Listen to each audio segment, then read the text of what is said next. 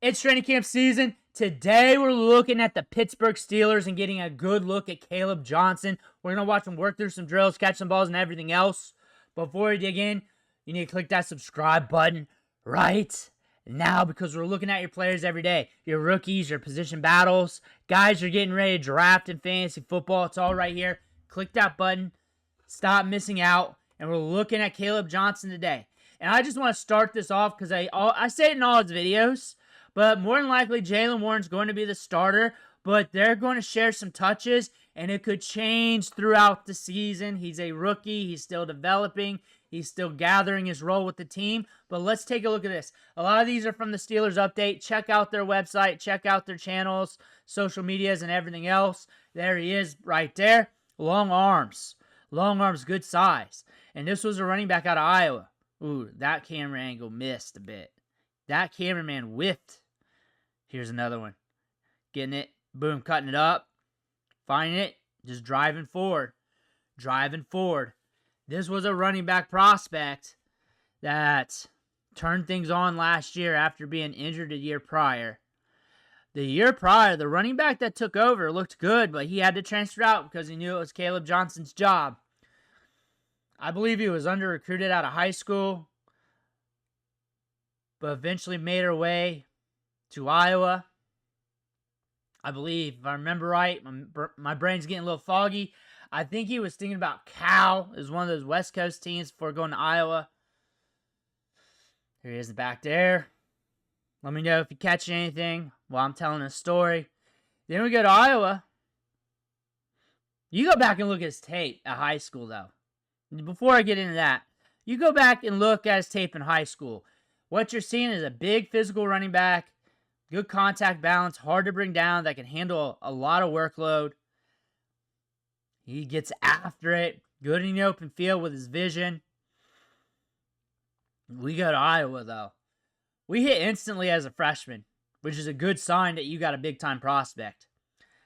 Big sign you got a big-time prospect. We hit instantly as a freshman. The next year we get hurt. We show some signs still. There's him and Warren working on pass blocking drills. So from what I've read from camp is that they work on that a lot with him. They're working on that a lot with him. Him and Warren's the perfect guy to learn from. Warren's the perfect guy to work with. Warren's so good at that. He'll smash you up.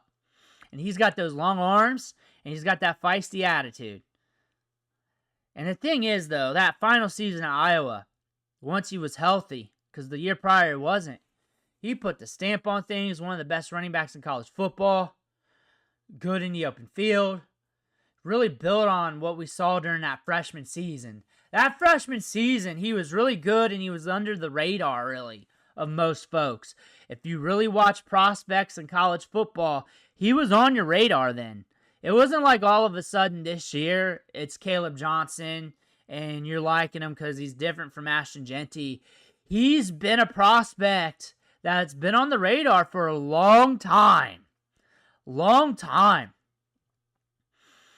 You go back and look at his high school tape even. I got a little bit on the channel. You go back and look at that. You can definitely see that dog in him back then. The contact balance, the ability to find the lane, ability to shake guys off in the open field, good at reading the momentum of the players around him. There he is. There he is. He's got those long arms. Those long arms. They're working really hard on the pass protection. He fell to the third round. The Steelers get these players at discounts, and they coach them up, and they get a lot out of them. The year prior, it was Roman Wilson, but he was hurt. So we're going to see what happens with him this year. Still a good value considering where he was going in mock drafts and what people thought about Roman Wilson during the Senior Bowl. Some people had him sneaking into the first round, potentially like to the Chiefs during that draft season when they're mock drafting him out. He falls to the third. He gets hurt. You don't see him. That's a player, but honestly, you got to watch this passing offense, the volume, how fast they run plays, the splits, everything else. I think DK Metcalf's going to get a lot of balls. I think Calvin Austin's going to be a little sneaky. I think they're going to use tight ends a lot. And I think they're going to use Jalen Warren to a lot of the degree in the backfield with Kaleb Johnson. I think that run game is going to be pretty heavy. There you see Roman Wilson there in motion. Up the gut. Sees it, rips it. Sees it, rips it. That's Kaleb Johnson. Sees it, rips in. And he is rips it. My mouth's dry. There we go. Just got done working out. The cameraman lost that, bud. You see that pop, buddy? You see that pop? I don't know which one he was now. I don't know which one he was. I want to say it was the white jersey that got popped, though. Flipped over. Going right into the pile. Showing the hands.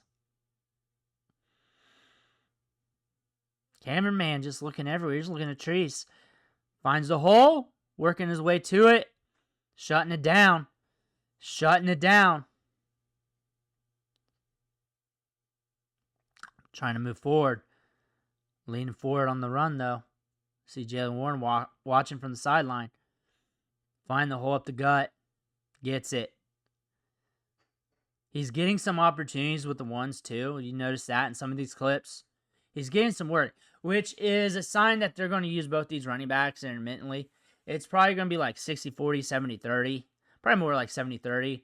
Warren to Johnson. And it's going to ease in, depending on how he plays and performs as the season moves forward. As you're looking at that. There's a little scuffle. That is from Steelers night, I believe. He had a good pop on the drill. I imagine we'll see that here in a few seconds on one of the next clips. There he is right there. Right in the middle of things.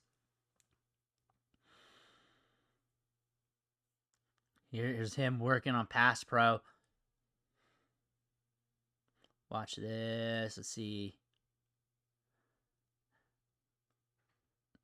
Boom. Here's the what play. Sticking with him. Sticking with him. Coach staff got what they asked for. Coach staff got what they asked for. How that play. See how excited they were? See how excited they were? It's coming off the sidelines. Someone mentioned that him working pass protection with that bag looked funny to them. And I think about it, I think they're not working it fully there, but more of the basic fundamentals of staying tight coming up while you're approaching the bag and while you're engaging with it. That's why it looks weird and stiff to you. Like, watch. You got to understand context of drills of what they're trying to work, and you don't get that. Like, see? Just straight up tied up in there. I don't know, but just think of it along the lines of a bench press where you're trying to keep things tight with your lat and you're just trying to bring things in tight so you have more control. You're also stronger and more like working that little fundamental. You just notice where he's at in his feet. Like, it wasn't like the full rep of what you expect. That's why it kind of looks funny, but I don't know the context of what they're shooting for. And I do not know what Jalen Warren did after or said to him during it. There he is right through it. The bags.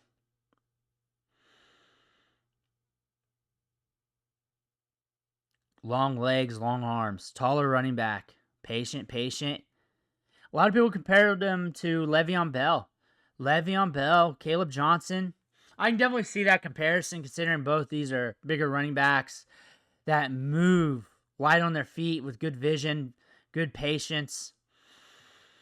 And you're looking for him to handle a lot of work in this backfield. Somewhere down the line. Maybe this year, maybe next year. Now, if you're looking at him for fantasy football, I know we're almost 10 minutes in, and some of you guys were waiting for that. He's going in that area where the second-round running backs that are not arrested are coming off the board.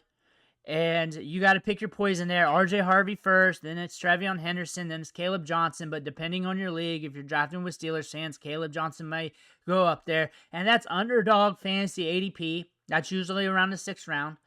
However, when you're looking at home league drafts, considering he's a rookie, considering that Jalen Warren's probably going to be named the starter or looking like more the starter once you start drafting, he's going to be cheaper in home league drafts. So maybe 7th, 8th, 9th roundish, depending on your league, depending on how competitive or how much they're searching for those diamonds in the rough, that you're going to catch that discount. Rookies give you upside. He's got a ton of upside.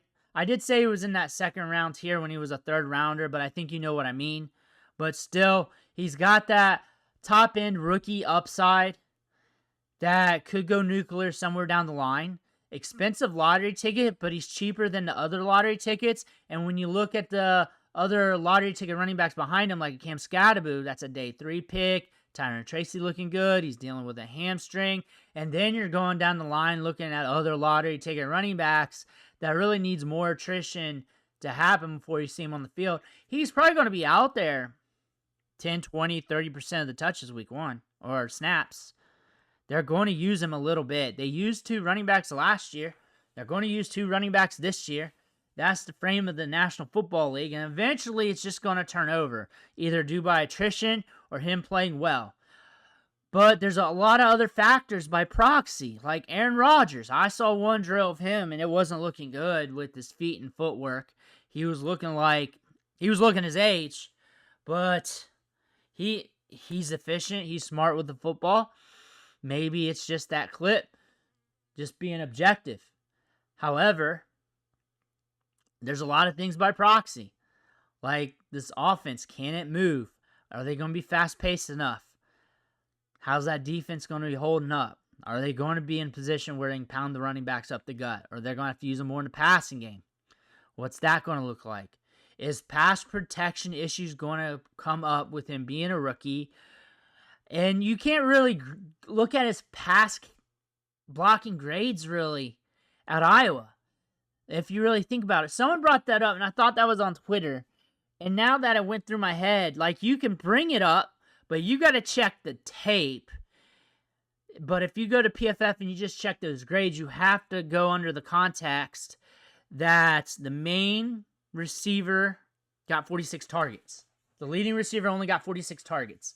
So compared to any other team, there's less opportunities. So if you have 3 to 4 bad reps on a season, that's going to kill your grade. That's going to kill your grade. That's the thing. So you got to go to the tape on that. Now, that does not say he's good or bad, but that's also saying if you just look at the grades on PFF, you have to take that into account.